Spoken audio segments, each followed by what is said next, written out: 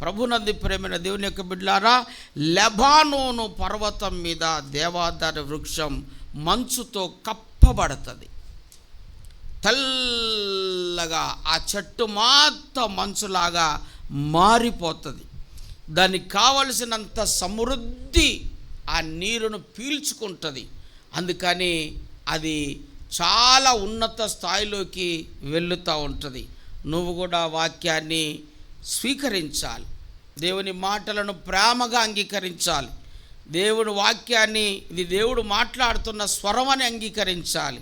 ఇది దేవుడు మాట్లాడేటువంటి మాటలని నువ్వు అంగీకరించాలి. వాక్యం చెప్తున్నప్పుడు మూతి ముడుచుకోవటం, వాక్యం మాట్లాడుతున్నప్పుడు, దేవుడు మాట్లాడుతున్నప్పుడు హృదయంలో తిట్టుకోవటం, వాక్యం చెప్తున్నప్పుడు నెగిటివ్గా అర్థం చేసుకోవటం, వాక్యం చెబుతున్నప్పుడు విననట్లుగా ఉండటం, వాక్యం మాట్లాడుతున్నప్పుడు దేవుడు వాక్యం మాట్లాడుతున్నప్పుడు లేచి వెళ్ళిపోవటం, ఇలాంటివన్నీ కూడా మనం చేస్తే అది దేవుని మీద తిరుగుబాటు చేసే దానిలో అది కూడా ఒక భాగం.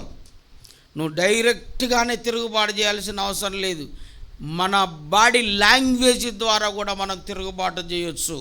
మన బాడీ లాంగ్వేజే తిరుగుబాటును ప్రదర్శిస్తుంది. అందుచేత నువ్వు ఉపదేశము చేత నింపబడాలి. నీ మనస్సు మారాలి, నీ మాటలు మారాలి, నీ బుద్ధి మారాలి, నీ హృదయం మారాలి, నీ ఆలోచనలు మారాలి. ఇకనైనా మారాలి. ఇకనైనా నువ్వు మంచుతో కప్పబడాలి. ఇకనైనా నువ్వు మంచును కలిగి ఉండాలి.